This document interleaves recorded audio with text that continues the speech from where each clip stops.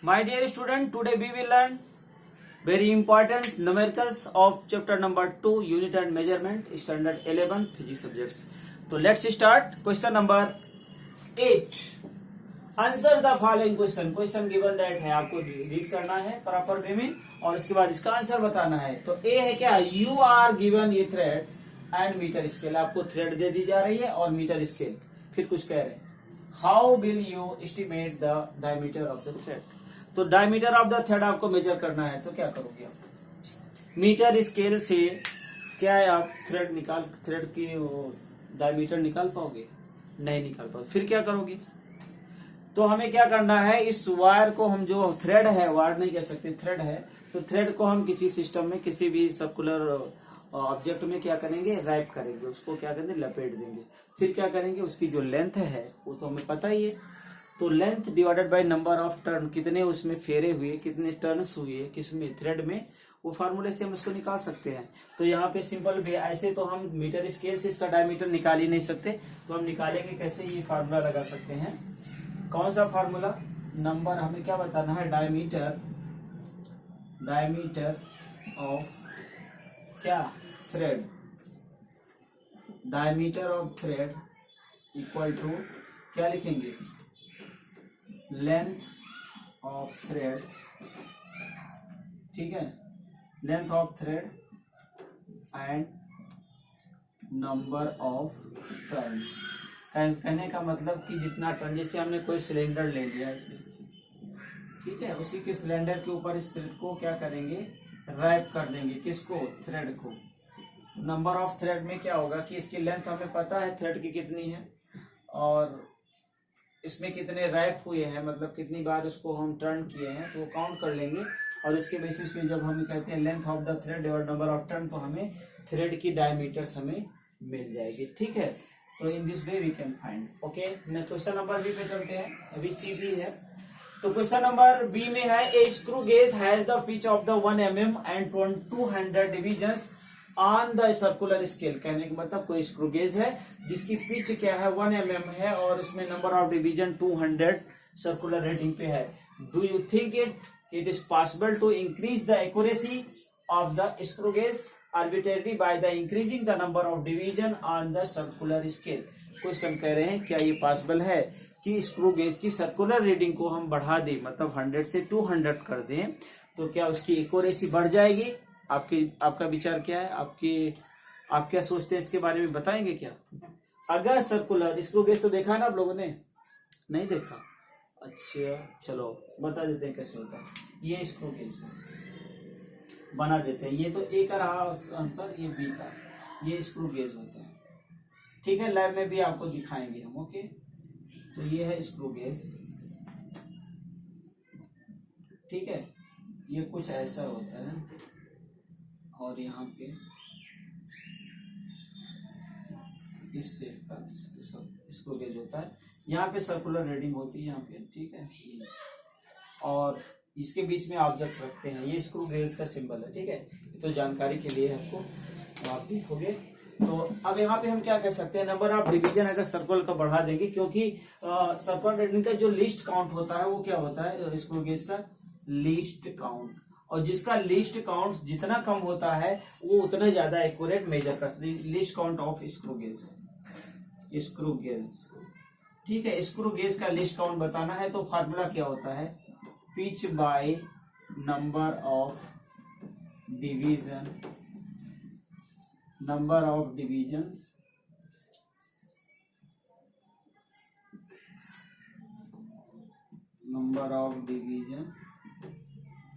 on circular reading का क्या लिखेंगे, on circular scale.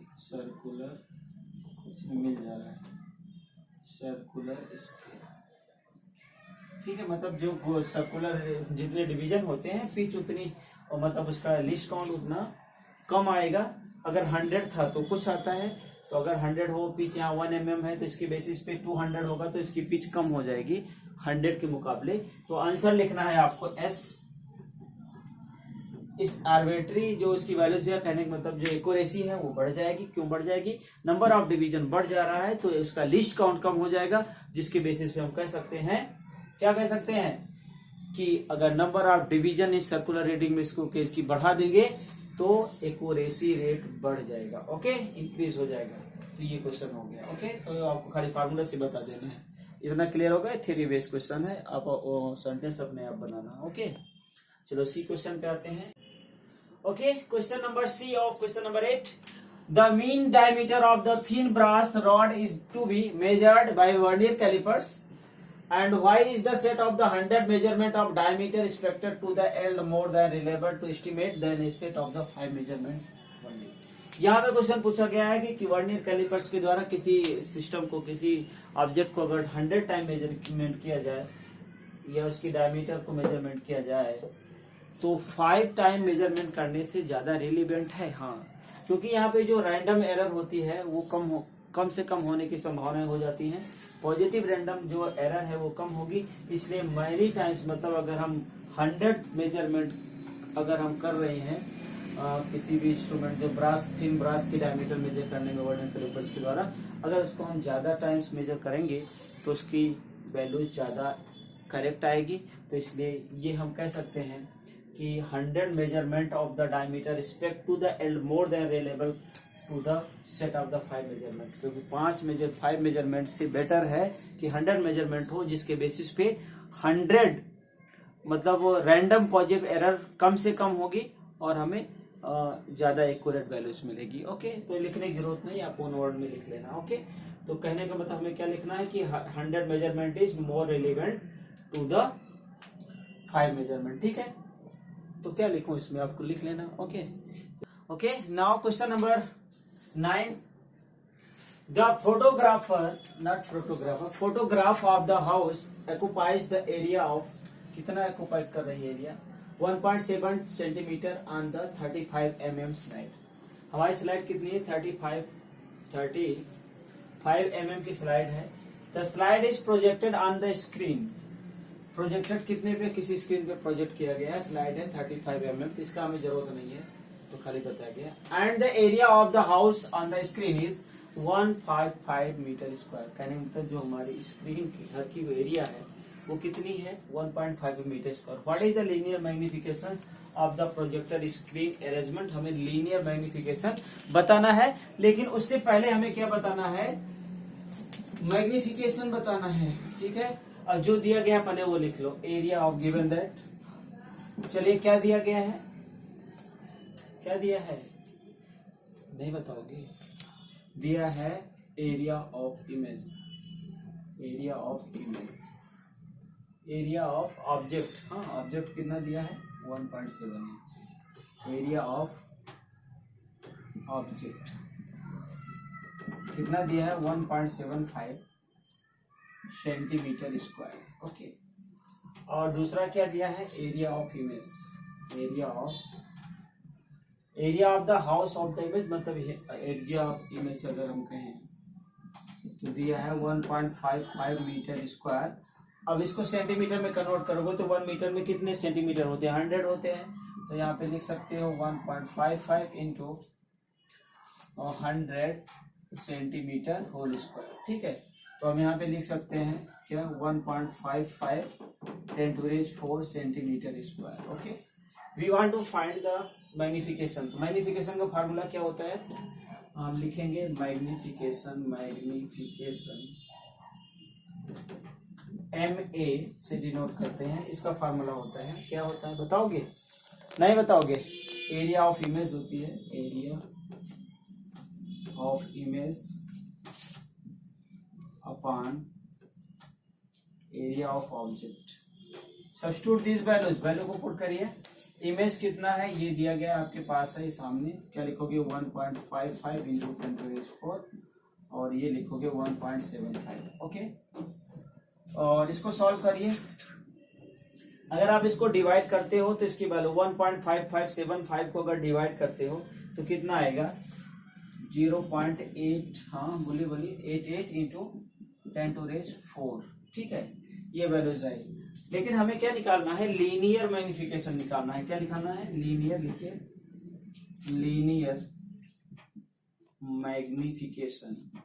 तो हमें फार्मूला अगर याद है तो ये प्रोसेस आगे होगा, नहीं तो नहीं होगा। जिसको हम ML से डिनोट करेंगे, ये होता है रूट MA। MA का रूट है मतलब A यहाँ छोटा सा लिखना है, मैग्निफिकेशन फॉर दैट ऐसे, ठीक है। और हमने MA की वैल्यू निकाली है 88 है, तो रूट में क्या लिख देंगे 0.88 इंटू 10⁴, ठीक है। अगर हम 10⁴ का स्क्वायर रूट निकालेंगे तो ये 10⁻² हो जाएगा, और इसका स्क्वायर रूट निकालो जल्दी से 0.88 का कितना आएगा, कितना आएगा, हाँ बोलिए बोलिए बोलिए कितना आएगा, हाँ 0.94, हाँ ठीक है 0. जो आता है सही बताना, नहीं तो आंसर गलत हो जाएगा। 10⁻², तो यहाँ पे लिख सकते हैं ml, दिख रहा है ना बराबर, ठीक है।